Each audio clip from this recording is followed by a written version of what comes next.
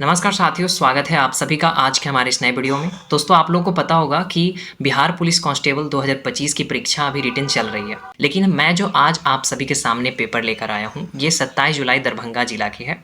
और मैं किस लिए लेकर आया हूँ, क्योंकि बहुत सारे एस्पायरेंट को दिक्कत क्या होती है कि उनको कट ऑफ नहीं पता चल पाता है कितना जाएगा, मेरा कितना राइट है, मेरा कितना रॉन्ग है, ये सब क्वेश्चन भी याद नहीं आते हैं किस एग्ज़ाम देने के बाद। क्योंकि बिहार पुलिस कांस्टेबल में होता क्या है कि पेपर घर पे नहीं लेके आना होता है, ठीक है, वहीं पे। तो इसलिए बच्चों को याद नहीं होता है कि मैंने कौन से क्वेश्चन का कौन सा आंसर दिया है ना, या क्वेश्चन ही याद नहीं होता है। तो ये थोड़ा सा आपको जो 93 सवालों का जो ज़बरदस्त संग्रह है ना, वो मैंने आज आप सभी के सामने लेकर आया है। और मैं आपको बता दूँ, ये आपको पता होगा दरभंगा जिला का मैं लेकर आया हूँ, ठीक है।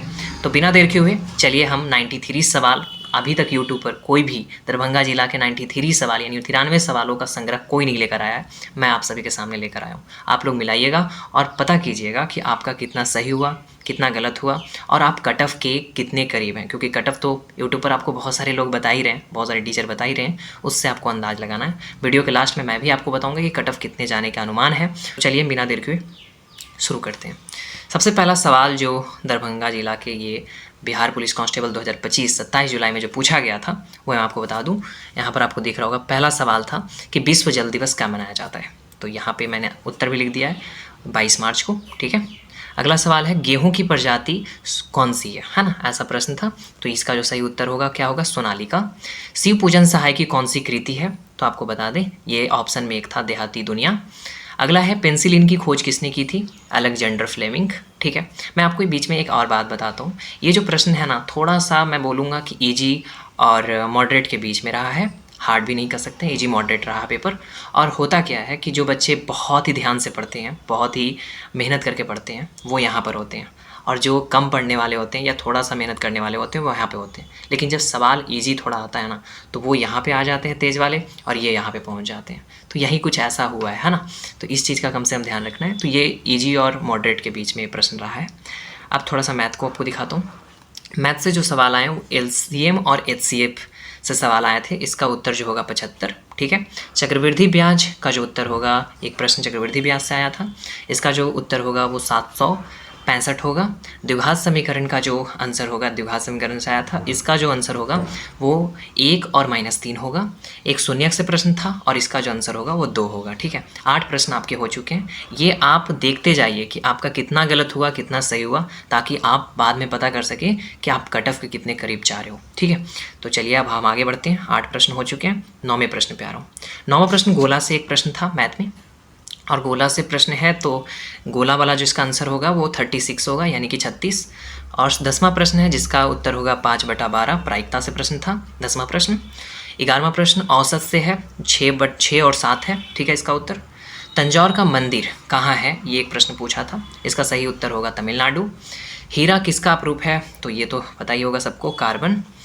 प्रेरणार्थक क्रिया से एक आया था, ठीक है। आप अनुमान लगाइएगा कि आपका कौन सा है, लेकिन हमें भी याद नहीं आ रहा है, इसलिए यहाँ पर इसका उत्तर नहीं दिया गया है, ठीक है। एक संधि से प्रश्न था, संधि वाला भी याद नहीं आ रहा है इसलिए, लेकिन संधि से प्रश्न था, आप पता कीजिएगा कि संधि से कौन सा प्रश्न था, ठीक है, और उसके अनुसार आपको लगाना है, ये चेक करते जाना है आपको। अब हम 16 नंबर प्रश्न पे आ रहे हैं। 16 नंबर प्रश्न था बहुवचन कौन सा नहीं है ना, बहुवचन कौन सही नहीं है, सॉरी। और इसमें ऑप्शन था, यहाँ पे वास्तु लिखा गया है, सॉरी वस्तु होगा। वस्तु और वस्तुएं जो था वो सही बहुवचन नहीं था, क्योंकि वस्तु का जो होता है वो आपको पता होगा वस्तुएं होता है, ये जो यहाँ पर लिखा है ना, ये गलती लिखा है, ठीक है। तो इसको कम से कम आपको देखना होगा, ये जो ए होता है ना, ये गलती लिखा हुआ है, यहाँ पर ये ध्यान रखना है, ठीक है। अब अगले प्रश्न पे आते हैं। मतलब ये गलत था बहुवचन, ठीक है। अगला है अलंकार से भी एक प्रश्न था, एक रस से प्रश्न था और क्रियापद से था। आपने क्या क्या अलंकार में लगाया, जैसे कि कुछ एस्पायरेंट कह रहे थे कि मैंने उत्प्रेषण लगाया, क्योंकि अगर प्रश्न ही नहीं पता है तो इसलिए यहाँ पे प्रॉब्लम हो रहा है। बट कोई बात नहीं, आप पता कीजिए कि आपने क्या लगाया था, ठीक है, कौन से अलंकार आपने टिक आउट किया था।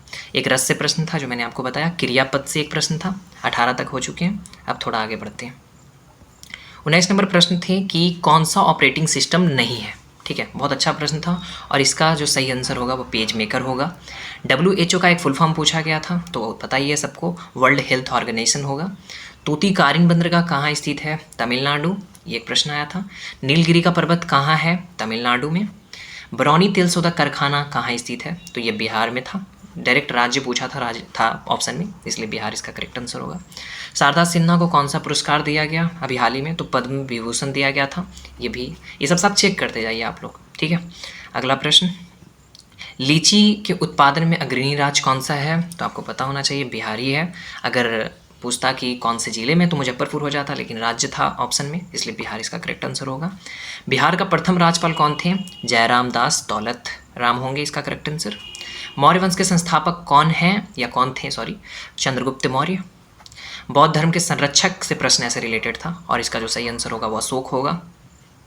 अगला प्रश्न है, पशु मेला किन दो नदियों के बीच लगता है? ठीक है, तो इसका जो सही आंसर होगा मैं आपको बता दूं, गंगा और गंडक नदी है वो इसका करेक्ट आंसर होगा, ठीक है। अगला प्रश्न है, हनुमानगढ़ परियोजना किस दो नदियों के बीच में है? ये याद नहीं आ रहा है कि कौन कौन सी दो नदियाँ थी। ये बहुत बड़ी बात है कि मैंने 93 प्रश्न दरभंगा जिले के 27 जुलाई के जो पेपर हैं वो मैंने लेकर आया है एक जगह। ये सबकी बस की बात नहीं होती है, बट मैंने किया है।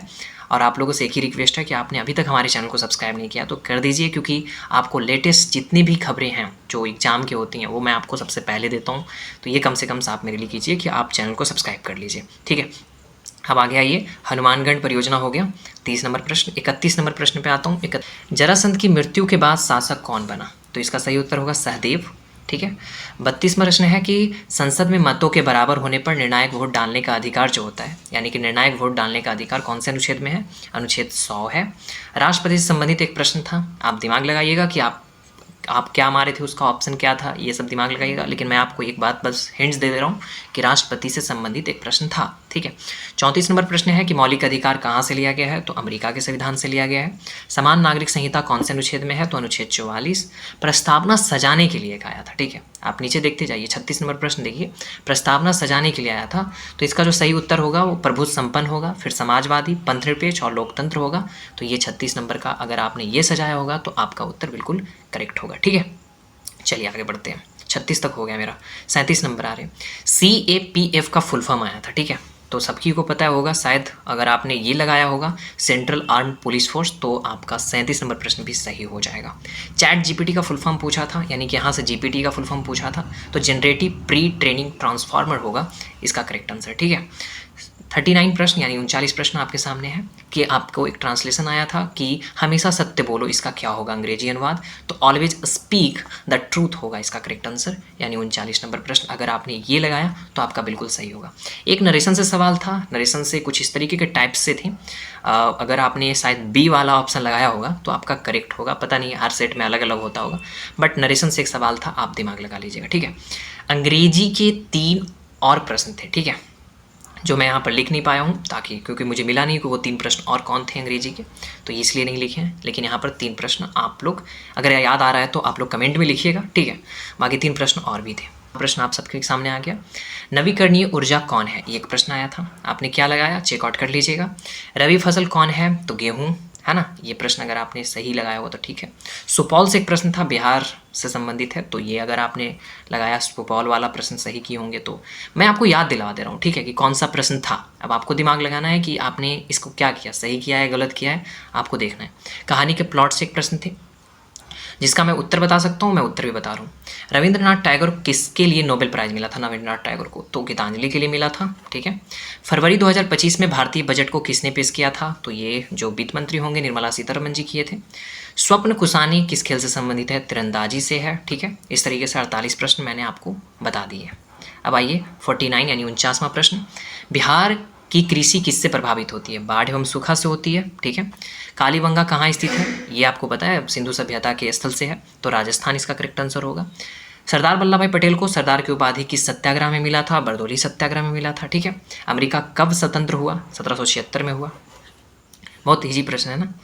अच्छा, कटअप बहुत लेकिन प्रॉब्लम डाल रहा है बच्चों को, ठीक है। जो इजी रहते हैं उसी में कट ऑफ नीचे जाते हैं, समझे, क्योंकि वही गलती होने की संभावना उसमें ज़्यादा होता है, थोड़ी सी गलती हो जाएगा। तीसरा, स्टेट के लेखक कौन है? यानी कि थर्ड स्टेट से पूछा था, यहाँ पे स्टेट गलत लिखा गया, कोई बात नहीं, थर्ड स्टेट से आया था, तो अब्बे इमैनुअल जोसेफ CS इसका करेक्ट आंसर होगा 53 का, ठीक है। अर्थशास्त्र क्षेत्र में 2019 में किसे नोबेल पुरस्कार मिला था? अभिजीत बनर्जी इसके करेक्ट आंसर होंगे। हट्टी प्रजाति कहाँ पाई जाती है? हिमाचल प्रदेश का करेक्ट आंसर होगा। अंसी वन्यजीव अभ्यारण्य कहाँ था? तो कर्नाटक। सब दिमाग लगाते जाइए कि आपको क्या मारे थे ऑप्शन में। अहर कट्टा का अर्थ क्या होता है? लकड़ियों का समूह, ठीक है, याद रखिएगा, लकड़ियों का समूह अहर कट्टा का अर्थ होता है, ठीक है। चलिए आगे बढ़ते हैं, 57 तक हो गया है। अगला है 58 प्रश्न, और ये रहा सूचना का अधिकार जो कानून था वो पूछा था, अक्टूबर 2005 में लागू किया गया था। भारत में लौटती हुई मानसून कब आती है? महीने से रिलेटेड था, मंथ से रिलेटेड था, तो अक्टूबर नवंबर में होता है, ठीक है। अगला है निम्नलिखित में कौन भौतिक परिवर्तन है? ऐसा ऑप्शन था, आपने क्या लगाया था वो आप चेकआउट कर लीजिएगा। 1990 के आरक्षण से संबंधित एक प्रश्न था, उसका जो सही आंसर होगा वो अत्यंत पिछड़ा वर्ग होगा, ये अगर आपने लगाया तो सही है। थॉमस कप किस खेल से संबंधित है? तो बैडमिंटन। एथिलीन की संरचना क्या है ना, ऐसा पूछा था। तो अगर आपने इस तरीके से ऑप्शन में था, अगर सी और यहाँ पर अगर 4 अगर ऐसे था, है ना, तो यहाँ पे ऐसे बॉन्ड बनेगा, तो इस तरीके से ये अपना अष्टक पूरा करता है, इसको 6 इलेक्ट्रॉन चाहिए होते हैं। तो अगर ये वाला आपने मारा है, ऐसे अगर संरचना बना हुआ था, अगर ये आपने लगाया है तो बिल्कुल करेक्ट होगा। शायद ये सी वाले ऑप्शन में था, तो अगर आपने ये लगाया होगा तो मैं बिल्कुल कहूँगा कि सही है आपका, ठीक है। चलिए 64 उत्तर लेंस से संबंधित एक प्रश्न था, स्मॉल जी के मान से एक रिलेटेड था, इसका सही आंसर होगा 9.8। एशिया का नोबेल पुरस्कार कौन देता है? ठीक है, ये एक प्रश्न था। तो यहाँ पर 67 का प्रश्न आपको पता चल गया, गलनाग से प्रश्न था, ठीक है। एशिया का नोबेल पुरस्कार बता ही दिया मैंने आपको। 68 में आइए, कोशिका ऊतक किस में नहीं पाया जाता है? ऑप्शन में कुछ इस तरीके से था, लाल ग्रंथि, आहार नाल, इसका करेक्ट आंसर मिल नहीं पा रहा है, ठीक है। तो ये याद रखिएगा आपको कि ये एक प्रश्न था कि कोशिका ऊतक किस में नहीं पाया जाता है, ठीक है। आपने क्या लगाया था इसका, आप कमेंट में बताइएगा, ठीक है। अगला है 69 का प्रश्न, कहता है किस ग्रह का आवर्तकाल सबसे अधिक होता है? यूरेनस होगा, क्योंकि ऑप्शन में के आधार पर ये हो गया, क्योंकि नेपच्यून ऐसे सबसे ज़्यादा लगाता है, बट यूरेनस क्यों मैंने किया, क्योंकि ऑप्शन में यूरेनस था, नेपच्यून नहीं था, तो उसके अकॉर्डिंग, ऑप्शन के अकॉर्डिंग ये सही आंसर क्या होगा? यूरेनस होगा। एक विद्युत धारा से प्रश्न था, स्विच सर्किट से प्रश्न था, ठीक है। ये दोनों का आपने क्या आंसर लगाया था वो आपको बताना होगा कमेंट में। अगला है 72 का प्रश्न कि दक्षिण अफ्रीका की प्रशासनिक राजधानी कहाँ है? तो ये इसका जो सही आंसर होगा प्रेटोरिया होगा, ठीक है। एक और प्रश्न था, गरीबी रेखा का आकलन कौन करता है? तो ये एक मंत्रालय है, एनएसएसओ, तो ये करती है, ओके। तो 75 का जो प्रश्न था वो था ध्वनि का तारतम्य किस पर निर्भर करता है? तो इसका सही उत्तर होगा आवृत्ति पर। उत्तराखंड में आयोजित 38वीं खेल मौली का क्या अर्थ होता है? ठीक है, ये एक प्रश्न था। वाल्मीकि ने रामायण लिखी कैसी क्रिया है? तो ये सकर्मक क्रिया है, ठीक है। बफर स्टॉक का निर्धारण कौन करती है? तो भारतीय खाद्य निगम करती है। किसमें तरलता सबसे अधिक होता है? तो M1 में होता है। अगर आपने M1 लगाया तो सही उत्तर होगा आपका। जनजाति समुदाय का निर्धारण कौन करता है? तो अनुसूचित जनजाति मंत्रालय करती है। जीव विज्ञान से एक सवाल था, ठीक है, जिसका एक ऑप्शन था K7, शायद K7 आपने लगाया हो तो सही होगा, है ना, संभावना ज़्यादा है। भारत का प्रथम विमानपोत कौन सा है? तो INS विक्रांत है, ठीक है। चोलों के द्वारा कौन सी मंदिर बनाई गई है? ये एक प्रश्न था। 83 तक प्रश्न हो चुके हैं, ठीक है। 84 में आते हैं। 84 जो प्रश्न है वो है प्रति व्यक्ति आय को क्या कहते हैं? तो इसका जो सही उत्तर होगा वो औसत आय होगा, ठीक है। किसे लाल ग्रह कहा जाता है? तो मंगल ग्रह को। मिलाते जाइएगा आप लोग कितना सही होगा, क्योंकि लास्ट में आपको कमेंट में लिखना है कि आपका कितना सही है, ठीक है। अगला जो एक और प्रश्न था, मसाल प्रतिमा क्या है? स्प्रिनिंग जिनिंग का आविष्कार किसने किया था? जेम्स हरग्रीस ने किया था। 87 का इसका आंसर होगा, ठीक है। आयोडीन की कमी से कौन सा रोग होता है? ये तो हर किसी को पता है, घेंघा रोग, ठीक है। फंगस की कोशिका भित्ति किससे बनी होती है? काइटिन की। पौधे भोजन के रूप में क्या ग्रहण करते हैं? स्टार्च। चलती ट्रेन में सिक्का उछालने पर पीछे की ओर गिरता है, क्यों? ऐसा क्यों होता है? त्वरित के कारण होता है। शरीर अगर भोजन लेना बंद कर दे तो ऊर्जा कहाँ से प्राप्त करता है शरीर? तो वसा से करता है, ठीक है। बिहार का घनत्व कितना है 2011 के जनगणना के अनुसार? तो इसका जो सही आंसर होगा वो 1106 होगा, ठीक है। इस हिसाब से मैंने जो प्रॉमिस आपसे किया था स्टार्टिंग में कि 93 प्रश्न मैंने आपके लिए लेकर आया है, और ये रहा आपके लिए टोटल 93 प्रश्न। और अभी तक किसी ने भी ये रिकॉर्ड नहीं प्राप्त किया है, ठीक है। 93 कोई याद नहीं करता है, बट मैंने आपके लिए 93 लाया है, और एक भी प्रश्न गलत नहीं है। मैंने कहीं से भी उल्टा सीधा कहीं से प्रश्न नहीं लेकर आया, जो पूछा है मैंने वही लाया है। और जो एस्पायरेंट दरभंगा में 27 जुलाई को पेपर दे रहे थे वो बहुत ही अच्छे तरीके से समझ रहे होंगे कि मैंने 93 का 93 बिल्कुल करेक्ट लेकर आया है। बाकी आप मुझे बताओगे कि कितना आपका सही हुआ, और मैं आपको कट ऑफ बता रहा हूँ अभी कितना जाने का संभावना है। और एक बात आपको मैं और बता दूँ कट ऑफ को लेकर, तो कट ऑफ जो मैं देख रहा हूँ बहुत सारे एस्पायरेंट जो लेकर आ रहे हैं, कुछ बहुत जो पढ़ने वाले थे वो 65 तक जा रहे हैं, और जो नॉर्मल एस्पायरेंट है वो 55 से लेकर 60 के आसपास हैं। तो कट ऑफ वही मैं जो लेकर जाने वाला हूँ आप सभी के लिए। ओबीसी के लिए जो मैं बता रहा हूँ वो ओबीसी के लिए 58 से 60 62 के बीच में रहेगा। ये वाले पेपर, दरभंगा वाले पेपर में अगर आप 58-57 लेकर आ रहे हैं तो काफ़ी अच्छा नंबर है, और इतना में आपका बहुत ही आराम से होगा, ठीक है। बाकी जो जनरल वाले हैं वही आप 2-2 नंबर आगे बढ़ा लीजिए। बाकी ओबीसी का मैं 57-58 के आसपास मानता हूँ, ठीक है। बाकी आप लोगों का क्या कहना है वो कमेंट में बताइएगा। जब तक के लिए अपना ध्यान रखिए। Thank you very much. मिलते हैं नेक्स्ट वीडियो में। जब तक के लिए बहुत बहुत धन्यवाद।